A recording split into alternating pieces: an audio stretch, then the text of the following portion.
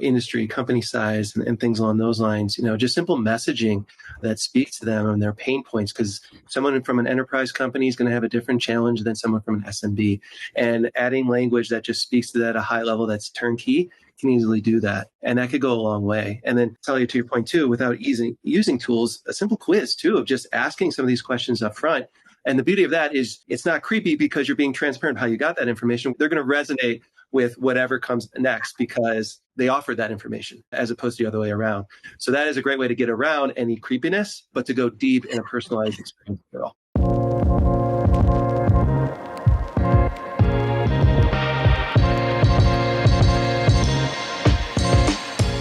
Hello, we are live with another Exit 5 live session. Don't call it a webinar. Where are you guys calling in from? Who's here? Throw it in the chat. We got Rebecca from England. We got Bob, who's always here. He's like the best Exit 5 fan. We got Kayla from Dallas, Becky from Boston. Ooh, someone from Berlin. What time is it in Berlin? It's gotta be late, right? Ooh, Boston. Okay, I'm up in Salem, so you're nice and close by. Edinburgh, Scotland. Oh, love that place. Indianapolis, Philadelphia, Seattle. Okay, I love this. London, UK, one of my favorite places. Oh, we got a bunch of people from London. Ryan's at an Arby's. I don't believe you.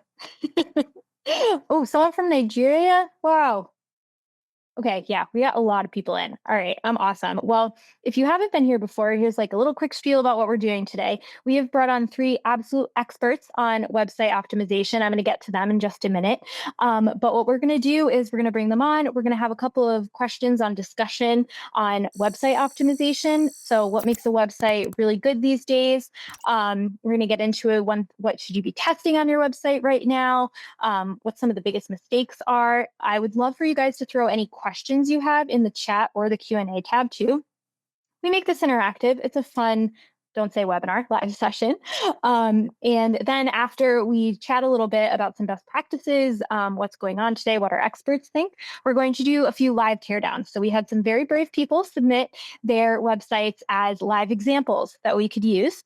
And we're going to go through, we're going to talk through what works with them, what maybe could be improved. We're going to have our experts give their recommendations. We're going to rate them on 1 to 10, and then we're going to ask you guys to do the same.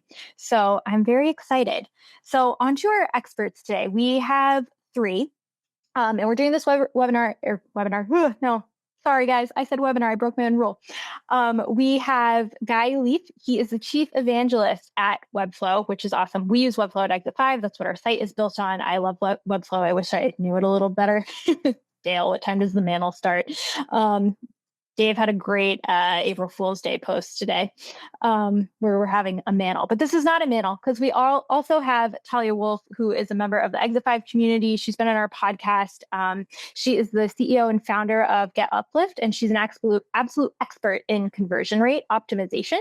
And then we also have Scott Capuzzo, and I think I'm saying your name right, so correct me when you get on here. He does conversion rate optimization and web optimization at Webflow. So we have 3 experts who know websites inside and out. Love seeing Scotland in the house. Big great. Scotch fan. Hey, Amanda. That's nice. It is goat. She's great. Scott, did I say your name right? Is it Capuzzo? It is. You said it perfectly. Nice one. We are here to talk about website optimization. So I'm so excited. Just another little thing. If you have questions, throw them in that little Q&A tab over in the chat panel. Upvote them if you see one you like. And we're going to get into it. So we kind of chatted before this session around a bunch of topics that are, really top of mind now in websites and conversion optimization. And let's start off with what do you think one of the biggest mistakes that B2B companies make on their homepage that might impact their conversion? I know we all have a lot of opinions, so let's go. Talia, why don't we start with you? We're with the fan club today. Well, I made the mistake and I waved, and now my camera is just moving off around me, and I'm trying to figure it out. Sorry. Okay, so I guess, Amanda knows this. Everyone knows that I think the biggest mistakes that B2B brands make on their homepage and really any part of their customer journey is that they're making it about themselves, and they're highly focused on features, pricing, technology, and really just focused on their own solution rather than what it can do to solve people's problems. And what actually happens is many people get on this hamster wheel of trying to use best practices, copy competitors, and we kind of all end up looking the same, saying the same, and you suddenly can probably change the logo on your competitors and not know who's who. So that is the biggest mistake. If you're not really making it about your customers' emotions and their intent and their real drivers to buy from you, you're going to have a hard time really increasing conversions and getting those sales. Yeah, and I want to build on that, Talia, because I love that. One thing I was thinking about on that is I see sometimes we see a lot of customers do what their competitors are doing on their site, assuming it's working for them, and that's not always the case. That's why you want to test it. Or they go completely off brand with another industry and a site they like, and that's not always working. But to build on it even further, as you were saying, making it about the customer, what I see a lot too of a mistake is using a lot of marketing speak, the industry jargon, as opposed to being very clear and having a value-driven message. And you can get lost in that jargon where a customer comes to your site, doesn't really know what your value prop is or what you're trying to say. So I always think that's a good place to start and really focus on in general. I feel like they always get so vague that the product could do anything, where it's just like, we save you time and make you money. Like everyone else. Yeah. And we have AI. That's another one. Well. Yeah, exactly. We use AI to save you time and make you money. You've got number one solution, the all-in-one solution, empowered by AI. There, we've said it. Let's move on. All right, Guy, you were going to jump in there. I couldn't agree more. Those were two of the things that were very much on my radar. How often do you look at, in particular, a B2B homepage above the fold, and you just have no idea what they do? Like, it literally doesn't explain what they do. A couple of the other ones that I think are secondary to the two big points Talia and Scott made are thinking people scroll, because a lot of the times you get one page view and it's only above the fold. I think one of the biggest ones is thinking you need to say it all. Above the fold on your homepage, there should be one thing that's going to hook people, and it should clearly describe what you do, and it should not describe everything you do. I feel like so many homepages are built by committee, and they need to say everything you do. And so it's super long scrolling thing. And in the end, they end up saying not much. And the very last one is, I feel like we're all too speeds, facts, figures, to Talia's early point about features. One, we should talk about what the customer needs, to Talia's point. Two, we should insert some emotion into it. I think the best B2B communication is when you bring in some consumer level emotion into that storytelling, which is really rare in B2B marketing. 100%. Yeah, it really is. You've talked a little bit about testing. Scott, you brought this up of like, you don't know if what your competitors are doing is actually working unless you're kind of in there testing it. So like, what's one thing you would say that everyone listening in, every B2B marketer should go test on their website in the next month or even next week? Like, what's one thing that is a low-hanging fruit that you find testing usually reveals a lot for you? Yeah, I mean, this is a very simple one, but it's very turnkey. It's just CTA copy. I know it's a small thing, but your job when someone comes to your site, especially like the homepage, is you want them to obviously book a demo, sign up on a form, or get them to want to learn more. And I think the call to action that you have, how it's presented, small tweaks to that can really have a significant impact. That means, identifying ways to reduce friction, but also making sure that it's very action oriented. We see a lot of just learn more or see this page or whatnot. But if you tweak that just a little bit, it's going to, I think, subconsciously encourage customers to want to take that next action, in my opinion. Yeah. What about you guys? Talia? Okay, I'm going to say it. I don't think everyone should be A/B testing when it comes to conversion optimization. Yeah, I mean, I said this off camera before. I think when people think about conversion optimization, we think that means A/B testing, but not all of us can A/B test. A lot of B2B companies cannot. They don't have the traffic. They don't have enough conversions. And what you want to be thinking about is, how can I optimize this site for my customers? So one of the things that I would say is, if you're looking for a quick win, is actually to go back to something that everyone hates, and that's the foundational research. Figuring out who you're speaking to, why they buy from you, and what are their desired outcomes. And the reason I think this is the most important part of optimization is because it's not that call to action buttons testing doesn't work. Of course it works. It's super important. And every element on the page needs to be optimized for your customers. But I think the problem when we kind of approach A/B testing from that point of elements is that we're missing the bigger picture. And when I think about optimization, I'm like, the first thing I'll ask is, what is the problem? What is the problem on the page? Maybe your customers can't immediately see that this was built for them, for the type of work that they do. Maybe they can't see that this was built by people like them. Sometimes people can't see themselves on the page. So if you can identify what that problem is by doing this kind of research, then you can go in and start optimizing every single element on the page so that you can have that impact. Because again, not all of us are Amazon that can, change a headline and get amazing impact. And if we do this research, we can take a step back and look at the whole page and say, okay, this isn't resonating with my customers. And why is that? I'm not using the right social proof. I'm not using the right call to action buttons. The navigation's off. And now I can optimize that.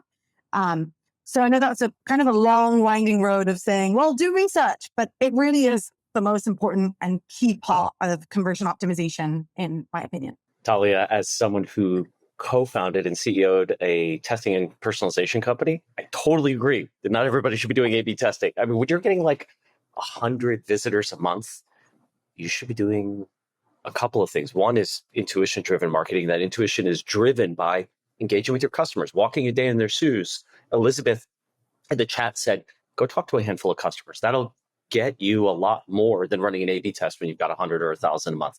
Totally agree. Full stop. The other thing you can do as a quick win is rules. If this, then that, or ABM. ABM really is, if they're this company, do that. And I think one of the least utilized, highest impact, low-hanging fruit ways to do that is to take the message you put in your carefully crafted email, your carefully crafted ad that you went and personalized, and just continue that onto the website.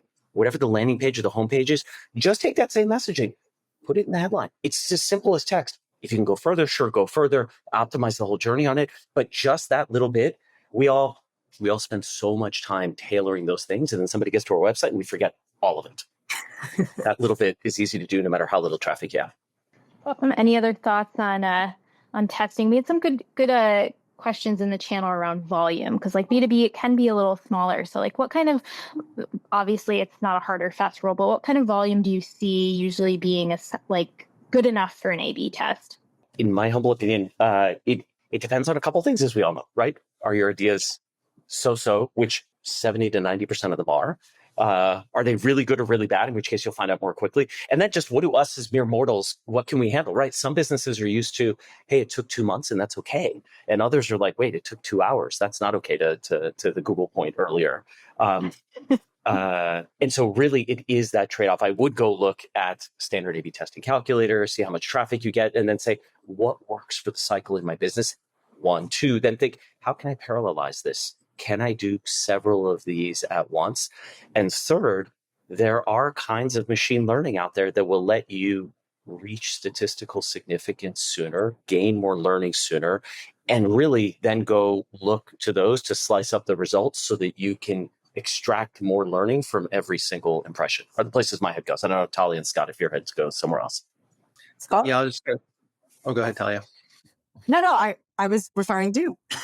Oh, yeah, no, I mean, to build on that too, with an A/B test, if you're looking to get statistical significance and you maybe have low traffic, another thing that's going to be important is going for those really big ideas. Because one aspect that's going to impact that stat sig is the delta between the variation and your control group itself. So those bigger ideas, those bigger swings is where I'd focus because that is going to probably move the needle more, and that potentially will help you get learnings potentially quicker as well. I love that.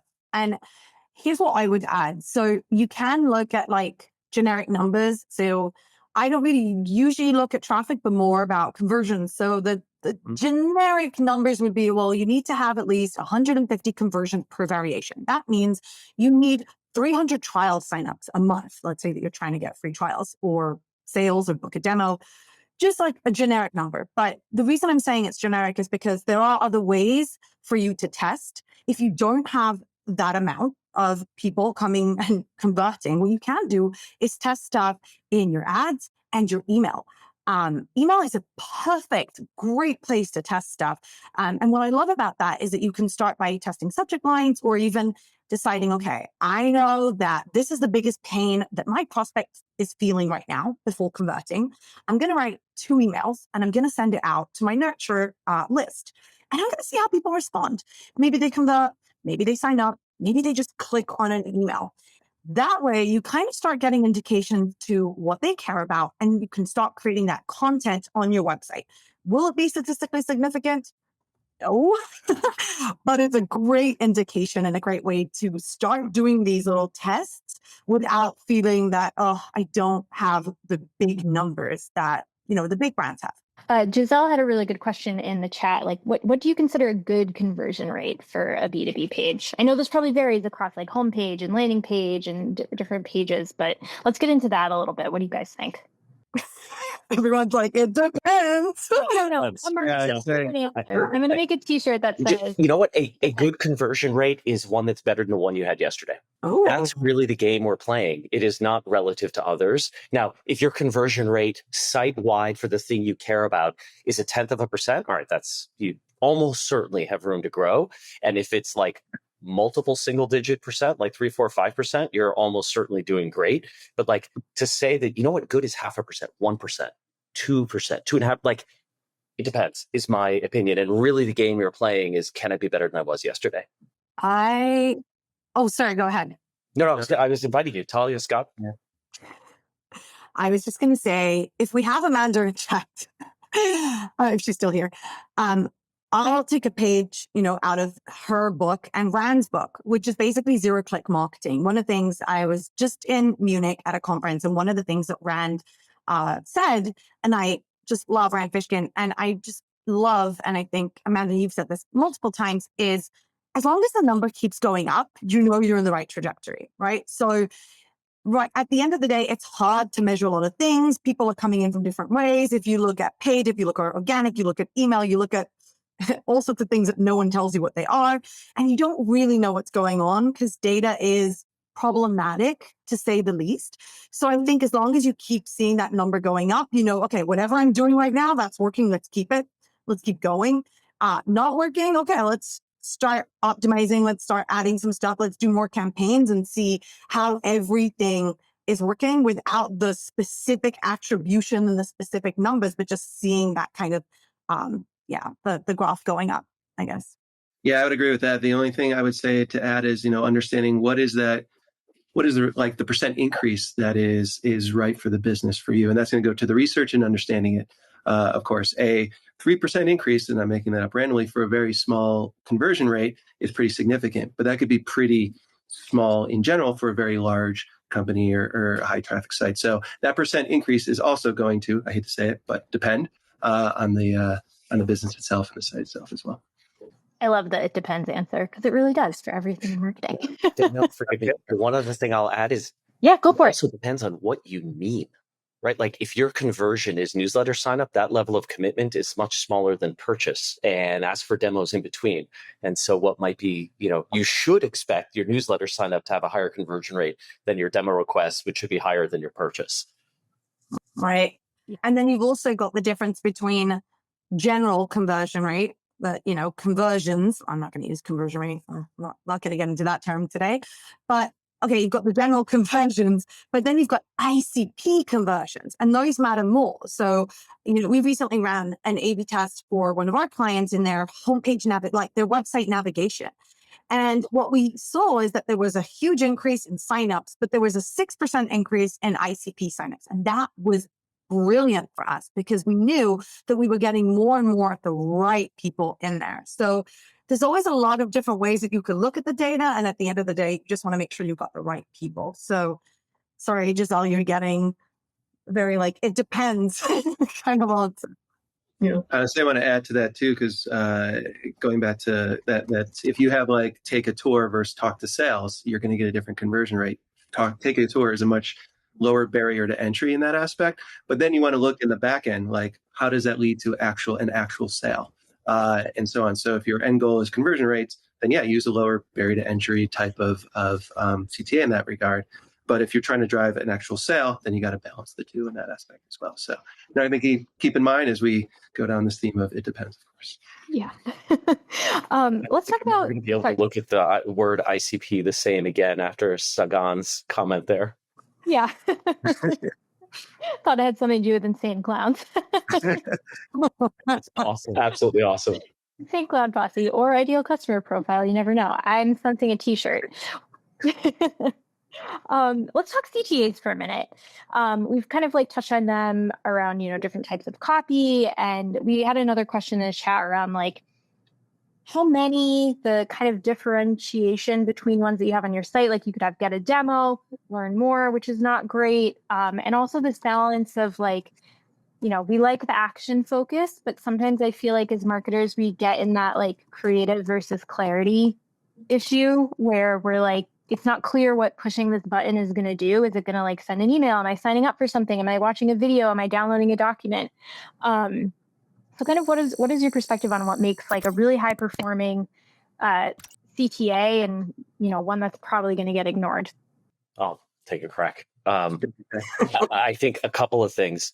What's the mindset of your visitor, your prospect on that page in that moment? Can you tell what level of commitment they're ready to make to what Scott was saying earlier, and offer them options? I saw in a previous Exit 5 teardown, someone was showing, literally they would ask, are you just learning? Do you want a demo? Are you ready to buy? Like having that in your mind, 1, 2, have it actually be visible. Like I'm surprised how many people will have like a button and then a text thing next to it, and the text thing like you don't see. And 3, on clarity versus creativity, in my humble opinion, clarity is far more important, because if you're creative and not clear, nobody knows what they're getting. To our earlier discussion about what's the biggest thing people do wrong on B2B homepages, if you're clear and then you can layer on creativity to the emotion point earlier, awesome. But I'd take clarity over creativity. Scott, Talia? Yeah, I'll say I agree with that. Clarity is extremely more important, and the creativity comes in how you come across with that clarity overall. And then from a CTA, building on what Guy said even further, we had a customer who did kind of a test on this, more around personalizing that CTA, a very small change. This doesn't mean using any technology. It's more of saying like, instead of book demo, book your demo. Going back to Talia, your point, make it about them. Even within your CTA, can go a long way in capturing their attention and making them want to take that action, whether it's going to a product page or taking the next step to actually sign up. So, yeah, I'm just sitting and thinking about what creativity really means. And I think that oftentimes what happens is when you're thinking about, okay, I want to optimize my landing page, I want to optimize my homepage. The designer comes in with a wireframe and they kind of design something, and you've got a bunch of C-level people, in the company saying, okay, look, this competitor's doing that and this company's doing that. And I love this tab stuff. And what happens with creativity is you're thinking more about like, how can I be new? How can I be modern? What will look good? And that is a big issue because you're putting the design before the copy. And one of the biggest rules that we follow is that copy always comes first. Messaging always comes first. You want to write the story that you're trying to tell about your customers. Essentially, where they are right now, what are they struggling with? What have they tried that hasn't worked? What is the solution? Why should they care about the solution? Why is it actually going to work? And you're writing this stuff out, including your call to action button. So it's very clear what will happen when I click on this button. What is the desired outcome? Will I get a desired outcome? And when you create that copy, then you can wireframe, and then you can start adding in all the different creative elements around it. So I'm kind of echoing what you said, Guy and Scott, really just about thinking first about who are you speaking to? What are you trying to tell?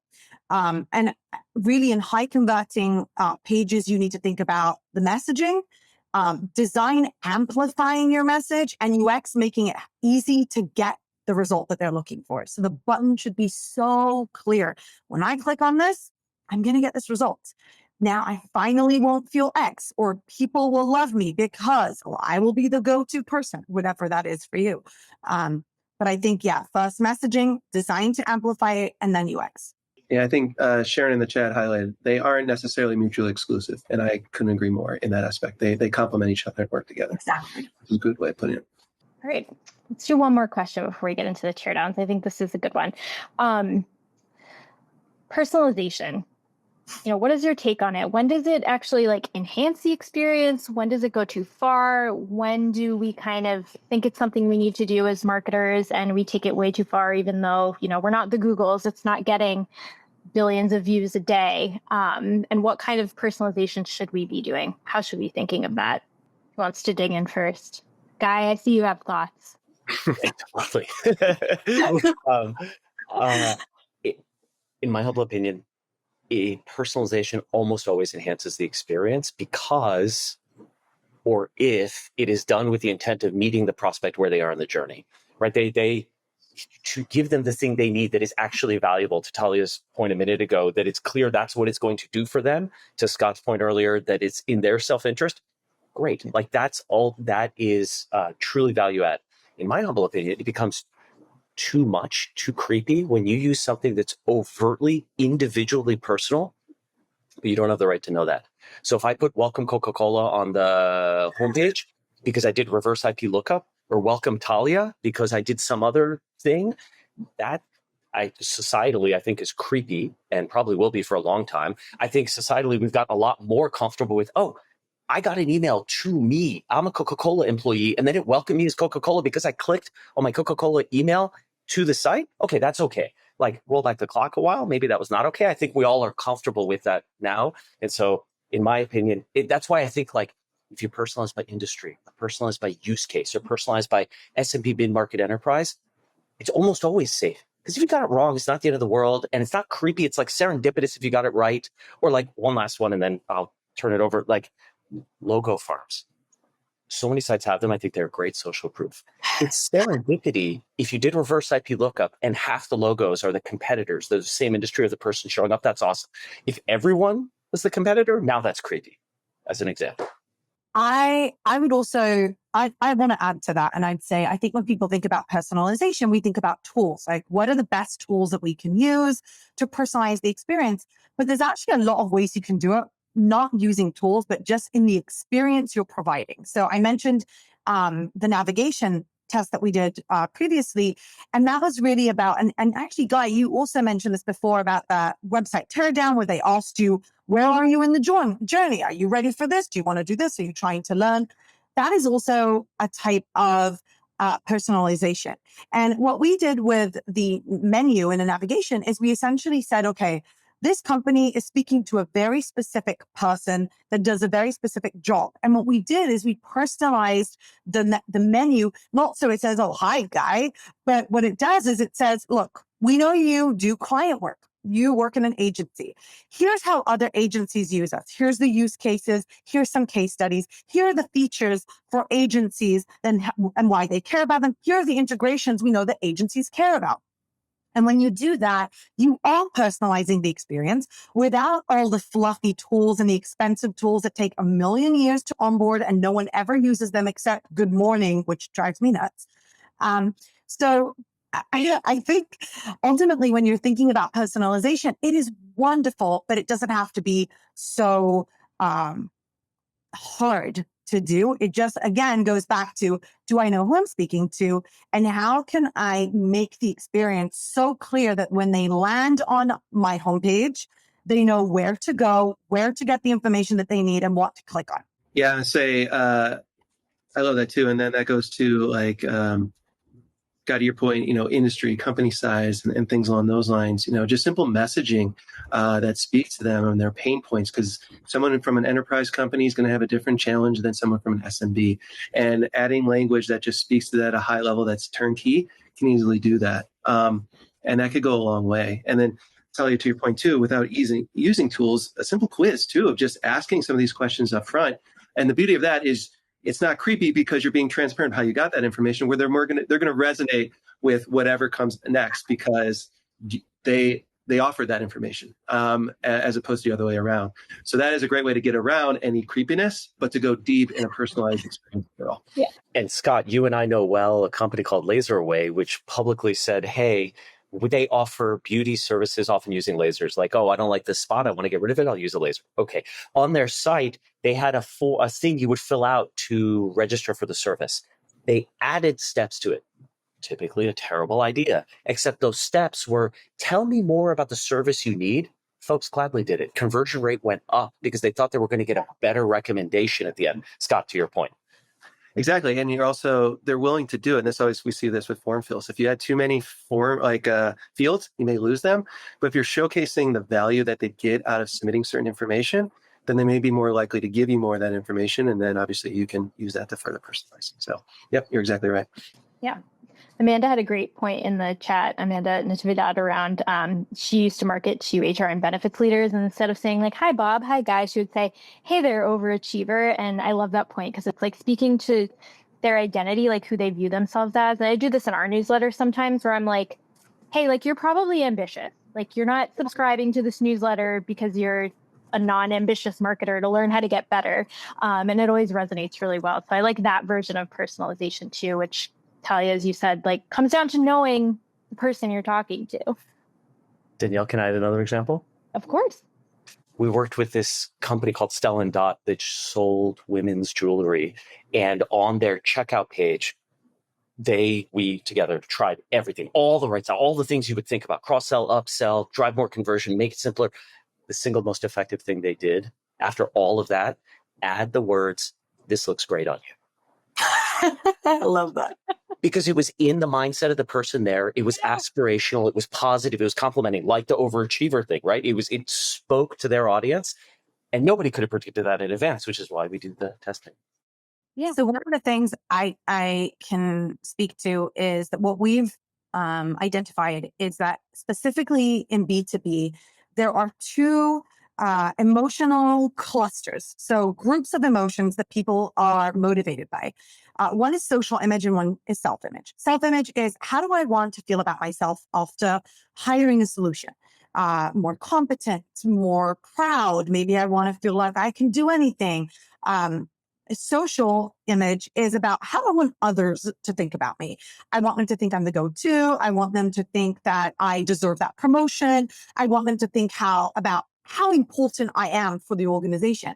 And we found through really hundreds of A/B tests that this works again and again and again when you make it about that. So for example, even for the QA software we work with, so it's a company that created software for QA analysts, right? And one of the most interesting things that we identified is that these people felt like no one understood their work, no one cared about what they did, that they were just an annoying, like pin, like people around them were trying to launch something on their website, and here comes the QA analyst and like, oh no, stop, nothing's working, I need to find the bugs. By simply optimizing the copy around, everyone will know how important you are for the company. That's not the wording that we use, right? That's not the copy, but weaving that into social proof, weaving that into our emails, putting that on our homepage and saying, we know that you are significant. That changed everything. So just to echo everything you guys are saying. I love that because it's really focusing on the emotional aspect. I think a lot of B2B sites talk about the facts or what we do and so on, which is extremely important, but there's not enough exploration around that emotional identity of your prospect in that way, which that does. And that can go, as we see it with e-commerce a lot, obviously, and just general advertising. That emotional side is extremely important in B2B that I think we tend to forget. I love that. I love that.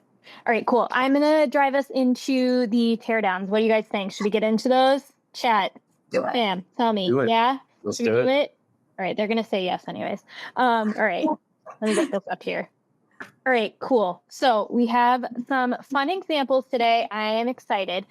So I just took screenshots of the homepage. So we're just going to look at the homepage, and we got a little bit more information around who they were, and I'm just going to go. All right. ContactMonkey. First up, I am going to put the link to the page in the chat. There you guys go. You can go check it out. This is what they told us.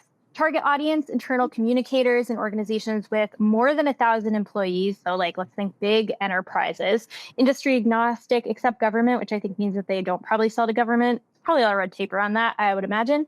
Looks like they have a lot of ICPs. I'm not going to read this out because I'm sure you guys are going to get sick of my voice, but they gave us some stats too, which is great. Average weekly website traffic, almost 14,000 unique visitors. That is primarily driven organically from the blog. Homepage gets 1,400 visitors weekly. Conversion rate on the homepage, 1.4%. They're in the middle of a change. So 90% of their traffic comes from SEO blogs, but they're having some issues with the new AI. Like they kind of over-index on SEO maybe, but now they're trying some other channels, email, paid events, things like that. They regularly A/B test their hero headlines, images, and update the homepage 3 times a year. That is a lot. I don't know that I've ever updated a homepage that much. But 2024 was the worst traffic year since launching in 2018. I'm guessing that has a little bit to do with AI and yeah. All right, cool. So here's what the homepage looks like. What do we think? What do we think, experts? Let's talk about what's standing out. I wanted to ask, Sarah said in chat, I love their value prop on the homepage. Are you on desktop or mobile? Because they have a different one on desktop and a different one on mobile, which I appreciate, by the way, on desktop. Okay, cool. Their mobile is chaos is inevitable, internal communications confusion isn't, which I think They are testing because I got that one on desktop. Yeah, I don't see it on mobile on mine, so there you go. Okay, this is an A/B test. The test. This is awesome. Oh, Crystal from ContactMonkey. ContactMonkey's here. All right. What do we think? So I really like the 80-second explainer video. I thought that was great. I thought the hero was busy. There are 5 layers of things before you get to the CTA. The version I saw, I actually liked the stuff above the big bold and below the big bold, the internal communication software and connect your employees and track campaigns, along with something further down, felt clearer to me than the big bold thing. The big bold thing was catchy, but I didn't understand what the it was. Who it's for. Who it's for and what it does. And the last thing was the logo farm was impressive. It was below the fold, at least for me on desktop. And so those were some opportunities I thought were there in the midst of having clearly a lot of good content and a lot of well thought out stuff on the site. Was my initial read. Yeah, and I'll say, just building on that, I did like the video as well. I thought it was clear as to, what they do and the value prop. One recommendation there is getting people to actually click on that video. In other words, I don't know what I'm getting, or I'm not sure what this video is going to provide me. So whether it's copy or what's it going to say CTA of understanding that is important, especially as people are busy. Are they going to invest the time? So I think that'd be an important thing. One thing I did like too, if you scroll down, is they had the quantitative metrics, proof points of showcasing that what success looks like with the product. I think that is extremely important, especially when you're aligning those metrics to your target audience and how they're evaluated in their own job. And saying, hey, I can increase on these metrics that are important to me. That can go a long way. The only thing is maybe push that higher on the page. Going back to, I think Guy, you said this earlier, are they going to actually scroll down that far? So I think there's a lot of opportunity. The one thing too I thought was interesting as Danielle mentioned, that they test or they update the homepage 3 times a year, and they do a lot of testing the hero. I think that's an opportunity for potential personalization, especially if you have so many different ICPs in that aspect. Instead of testing, why not personalize a lot of that? And then you're probably spending less time on iterations and things like that. So there was a couple things, but overall, that was pretty solid site overall. What do you think? So I love all the suggestions about the messaging, and I agree. I think some of the copy is really strong and some of that is kind of buries the lead. And I do agree with you, Scott, that I think if you're already updating it 3 times a year, personalization may help. While I do appreciate lots of logos and testimonials, I think one of the most important jobs social proof has to do is actually solve specific roadblocks or concerns people have with your product. So it's less about, this is an incredible product and more about, we know that people are worried about X. So we use social proof to dismantle that, or we use logos that look like you and the work that you do so that you can feel comfortable that we serve companies like you. It does seem like obviously you have a huge ICP, different customer profiles. So the homepage is always a catch-all and a little harder to personalize. The one thing I would say is I think that you could definitely optimize the visuals that you're using. I mentioned this before when we were talking about messaging coming first, and then design has to amplify your message. I think one of the most important things is that when you have a claim, you want to use a visual to actually prove it. So less screenshots and more, here's exactly how this would happen. And how it's going to look like. And I also think there's a lot of call outs throughout the page that could definitely be prioritized and maybe moved higher on the page. But yeah, I mean, all in all, it looks really good and cool. I also, Talia, to your point, building on the call outs on the page, when looking through the page, scrolling down, I saw 3 or 4 or 5 different potential calls to action. And in my humble opinion, being really clear, like, here are the 2 things I want someone to do on this page. I'm making up 2. Could be 1, could be 3, but and to have them everywhere. Like I noticed, for example, in the very top, that ribbon, their start trial, that's actually a great thing. That may actually be more appealing to somebody than book a demo because they don't want to talk to a human. They just want to go in and use it. But I think that's the one place it shows up. And down below there's join the weekly demo, not the one-on-one demo. And so I think some rationalization there may help. It's clear a ton of energy went into giving people the path that's right for them. Yeah. And I would add that I guess my question is going to be like, how much testing is too much testing? And I know this sounds funny as like a conversion optimizer saying this, but there's so many different tests and like you all called out so many calls to actions I'm not seeing. See email builder, see sending options, see surveys and feedback, see email analytics, see why people love us. Not getting all of the different calls to actions that you mentioned, Guy. And some of them are below, some of them are higher. And I just think it might actually be easier for you to determine if a page is working or not, if there was a clearer strategy, as you said, with like, there's one call to action. Now, I do know that in B2B, it is so hard when you have a PLG motion, but you also have the sales motion and everyone's kind of like, yeah, we want free trials, but we also want demos. I would say that it looks like the book a demo is the main call to action here. I would argue that any other button, any other call to action should maybe become more of like text underneath the main call to action. So it's more of a clickable text. And I would also say that if we just get into UX for a moment, ghost buttons are really easy to miss. Ghost buttons are if you can scroll down a little, Danielle, are the clear. Sorry, what's a ghost button? So a ghost button is a clear button. It's a CTA that basically has no color. It just has like this frame around it. And then it's too easy to kind of miss. So if people are missing it, maybe you don't need it there, or have the same call to action throughout the whole page with the same copy. So it's very clear. Oh, I see a green button. That means I book a demo.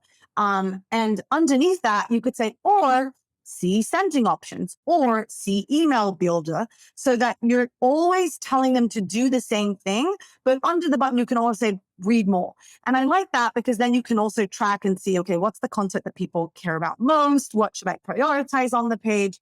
But right now there's just so many calls to action that it's really hard to focus on what I should be doing and what action you want me to take. There's a really good question in the chat I want to throw to you for a minute because I think this is a good example. It's from Heather a little while ago. Would love the panel to talk about writing for people versus search engines and finding a good balance, because there was the call out here in the screenshot of like, it says engaging internal communications from your Microsoft Outlook inbox. Like anyone who uses Microsoft, like you could probably just say Outlook Like you could say, like eliminate Microsoft and inbox entirely, but it might be SEO driven that someone's looking for like Microsoft Outlook. So how do you kind of find that balance in conversion of like SEO, but also like talking like a person, not an SEO optimized robot? Your thoughts here, guys? I'll take a crack. My opinion is you should optimize for the person first and foremost, and then weave in the words. If you're getting to the point where something feels unnatural, then it's probably not worth putting in there. And as Talia said very well before, it depends, right? If that difference, if you're an SEO driven business, and some businesses like live and die by SEO, then maybe you're willing to make more compromises. But I think for most B2B businesses, speaking clearly, in particular when we're talking hero homepage, right? We're not talking about the blog. We're not talking about your glossary, your other things that are built to drive traffic to the page. We're talking about hero homepage. In my humble opinion, talking to the human is where you should overweight in that context. Yeah, no, 100%. And I also would also say people don't really search that way anymore. And what happens is, you maybe put that term in once, but then you kind of revise your search. So I would definitely think about the people and how people search versus those keywords. Should you have that keyword if it's really important? Yeah, have it, but it doesn't have to dominate. It shouldn't be the number one thing on the page. And also, if you have that on the page, it could be lower, and you could just say Microsoft or Outlook. Because again, you should be speaking and using the jargon and the words that your customers are using. If that is the key, the key phrase that they use, then I would include it 100%, but not because it's searchable, but because it's the term that people use to get onto your website and are looking for. All right, cool. Yeah, I agree. Sorry. Go ahead, Scott. No, I just want to reemphasize, Talia, I love the point of like, if you are going to include certain copy, potentially further down the page is a good way. So it maybe doesn't interfere in that regard, but always have your customer first. I would totally agree with that. All right, let's rate this baby. Scale of 1 to 10. 1 is like, scrap it, let's restart. 10 is like perfect, no notes. This is the best thing I've ever seen. Chat, you guys do it too. All right, Guy, I'm going to call you out first. What's your rating? Yeah, I deeply appreciate all the testing and customer centricity that went into this. I was more 6-7 because of some of the opportunity to tighten some of the various calls to action. But that's where I landed. What about you, Scott? I gave it a 7. Similar reason. I think there's opportunity to tighten things, but also there's a lot of content on it too. So is there opportunities to clean that up, maybe tease it out, and then have more of that encouragement to get customers, that hook really, to get customers to want to learn more. Can I not write what I don't like? So loud. Well, the only reason I don't like that is because I know that obviously people put a ton of effort into this. And there's so much politics that go into it too. And like, hey, Crystal might have had some amazing ideas, and the designer said, no, I don't know, I'm making this up. Hey, Rosa, she wants it. No, go for it. Rate it. Okay. I'll give it a 7 just because everyone else said 7. So I'll do that. Crystal wants the roast. 7 is really good for us. If you were at our event a couple of weeks ago, like 7 is like as good as a 10 on the Exit 5 scale. But yeah, I think I would be there too. It's the best one out of the 3. It's the best. I can say that. All right. We're getting into the next one. All right. Next up is StreamTech. This is a company that does transport logistics. They work with managers and planning teams. They are at owners of fleet operations. I'm going to take a second and pop this in the chat so you guys can look at the website as well. They got 104,000 impressions, 1.6 thousand clicks in the last 3 months, and they get about 30 to 40 inbound opportunities, demo requests per month, and they close 20% of those. They changed their pricing about a year ago. Opt numbers have dropped, but value and quality has increased, which is what we like to see. And now here is the screenshot of the homepage. So let's just go back quickly, see who they're talking to. Transport and logistic managers, planning teams, finance, and senior management teams who are looking to improve and or optimize their logistics operations. All right, first impressions. Talia, I'm going to you. Wow. Okay. So much to say. I think I'll talk about design for a moment just because that's the first thing that came up. I have a lot to say about messaging, but generally what I would say is this company is doing what a lot of B2B companies do when they don't know what their hero image should look like. They slap a screenshot on the homepage that means nothing. I think at this point, we all know that you could probably use almost every software on desktop and on mobile. And I don't see the value in showing a screenshot of your product, especially when there's nothing in it. So it's doing nothing for your messaging. It's kind of just taking up space.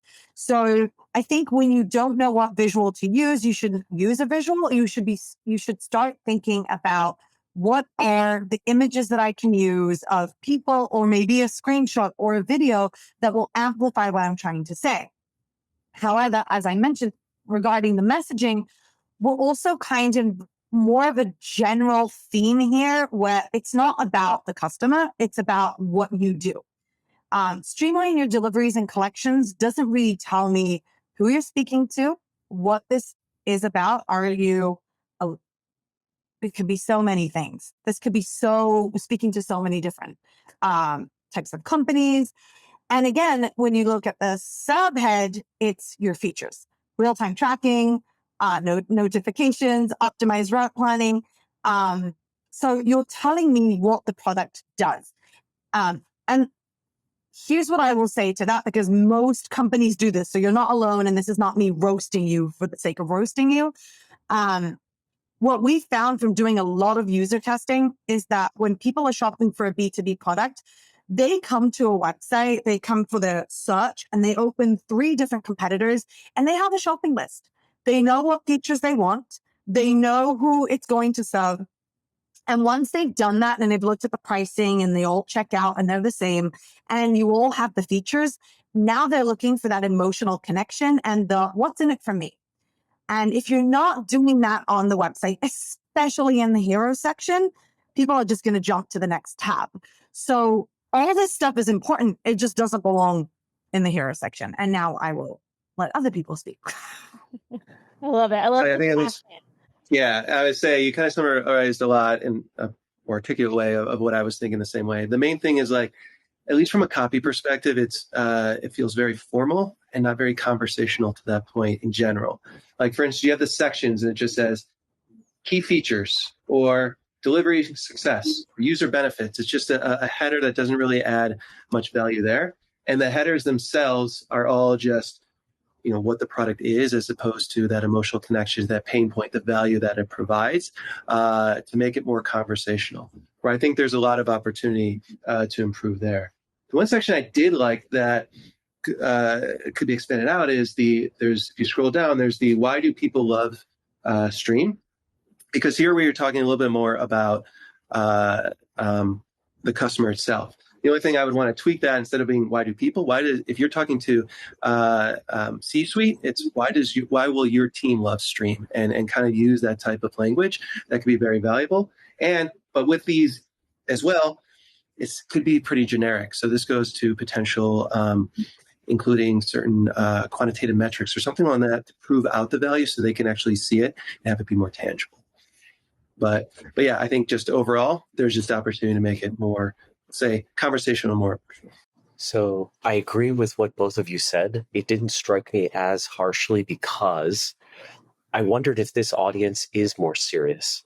If this audience, this is the right tone for them. That was a guess. I do not know the audience. 1, 2, I completely agree that I feel the same way as we did on the previous site. Streamline or delivers and collections. I didn't know what that meant. I did feel like the words above and the words below were very clear. And I feel like the very end of that paragraph, and several people said it, chat, plan less, deliver more, is the benefit. I actually thought it should, I was like, plan less. That seems like I'll be willy-nilly. I thought because it was repeated further down on the page, I was like, spend less time planning, more time delivering, which is the thing that generates revenue. Being crisp on that, if that were the center of where Streamline is, I think that would be more powerful. I agree with Talia on the image on the right that folks don't need to know that it's mobile and desktop. They assume that.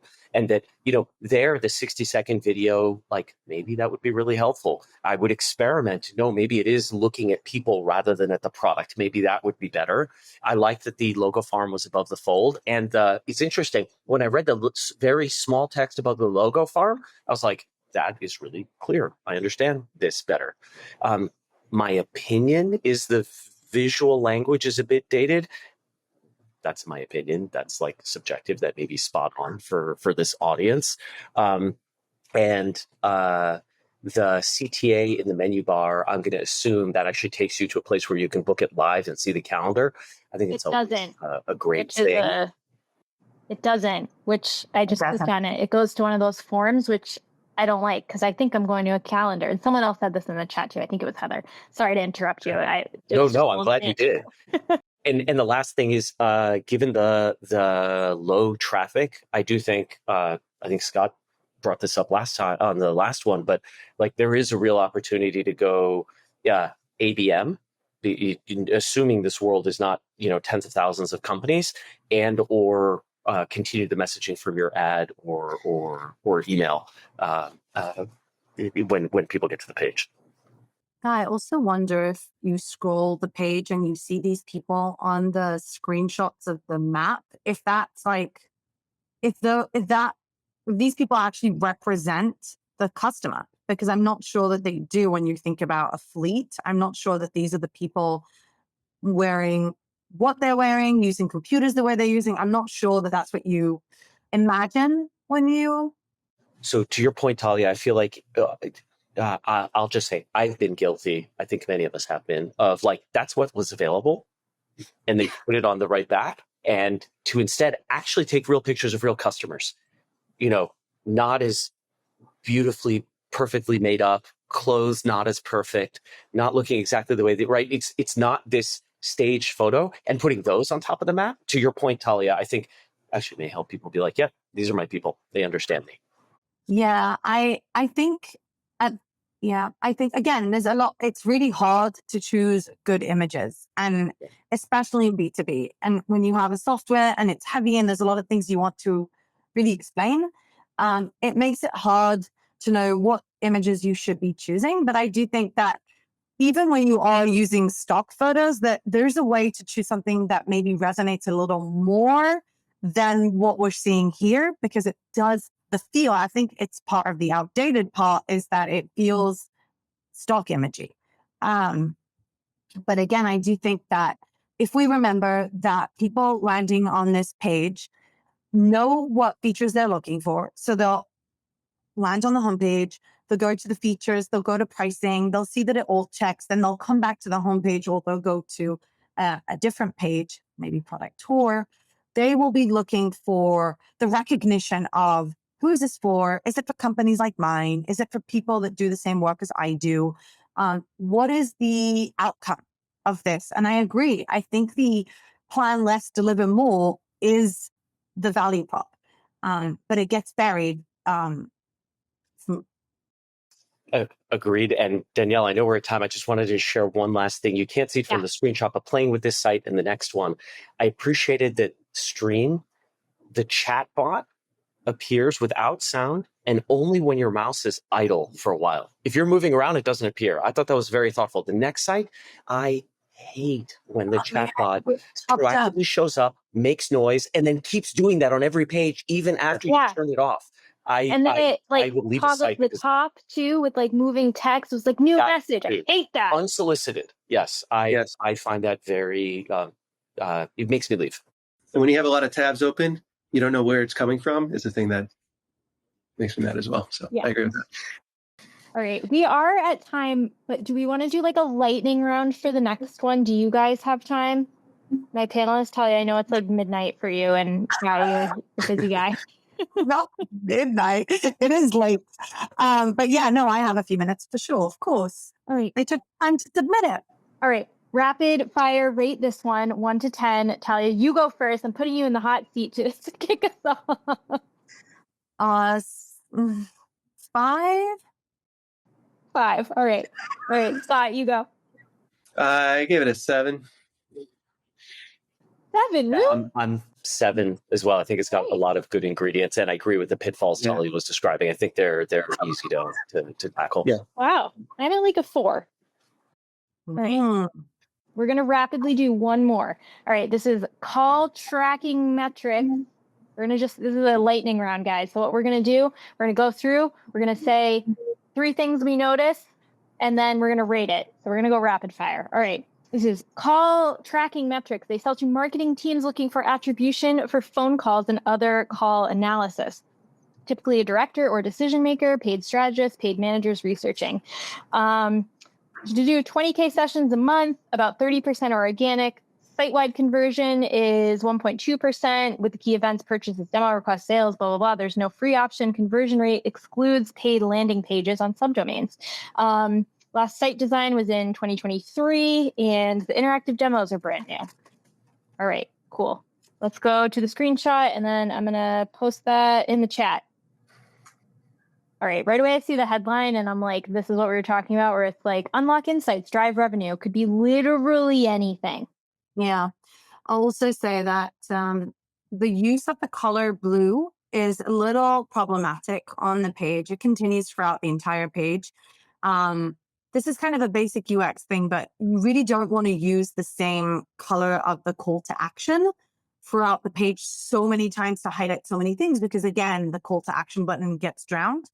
And one other thing I would say is I'm not entirely sure I know why view pricing is in the header. We have had multiple A/B tests for our clients where you click on something and you go to the pricing page. But I don't see the value in having that as your main call to action, because people will just navigate to pricing. They know that it's in the menu. So that would be my 2 pieces before everyone else gets into messaging. All right, Scott, you go. You're up.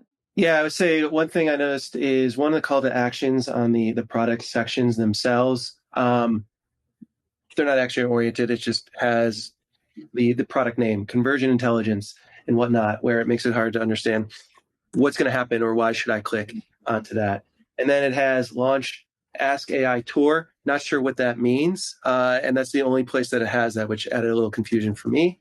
And I did feel like the sub copy itself on a lot of them was just very, very long.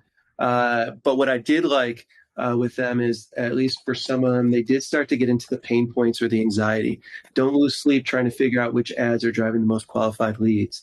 I thought was good. In the fact that it's starting to think about the customer's challenges in that way. But yeah, those are a couple of things that I noticed. For me, I think what they do, having spent 15 years in ad tech before in Telemise, is incredibly valuable. And I agree with Edita. I think some of the copy was confusing. There's so many messages above the fold. There's so many ways to describe things. I think speak to the ad buyer. I believe that's whom you're selling to. And to tell an ad buyer, if your ads go to phone calls, if you're driving traffic into a store, if you're driving phone calls to a service, we will connect that ad to your phone calls. And so you'll know what's working. Like, that is freaking magical. That is incredibly hard to do. Yes, there's some services out there that do it, but if this one's easy, that's great. They then added, we'll actually crawl the calls like Gong will or others will, and give you insights about what's working, what's not. I actually think it's a separate value prop, and it's not clear that those are like the 2 primary things. And then we talked about the chatbot thing before. In my mind, that's like the biggest thing. Secondarily, I thought the story lane demo was great. Could it be on page rather than popping out somewhere else? And the last was, company's been around for 15 years. You could leverage that as being expert. Now you marry that with AI. You could tell a story about being cutting edge. But the fundamental was, as a former ad person, this wasn't speaking to me on like, we're going to connect that missing link on your ads that are driving people to make a call. All right. Ratings. Scott, I'm going to make you go first this time. Gave this one a 6. That's so nice. All right, Talia, you're up. I am also gonna go with a 6. All right, Guy, close us out here. I'll go with 5. Nice. All right. Thank you guys for staying a little bit later. This was really fun. I think that's a sign of a good live session when literally people in the chat are like, please stay and do more, because I don't think I've ever been on a live event where I'm like, yes, let me stay longer. So we really appreciate you guys spending an extra couple of minutes to close us out. Don't worry, guys, you will get the recording of this. We will send it to you very shortly, probably a couple of hours. And really appreciate our awesome panelists, Guy, Talia, and Scott, for showing up, sharing their knowledge. Go find them on LinkedIn, follow them, tell them you love them. And thank you guys. All right, we'll see you next time. Bye. Thanks, everyone. Thanks.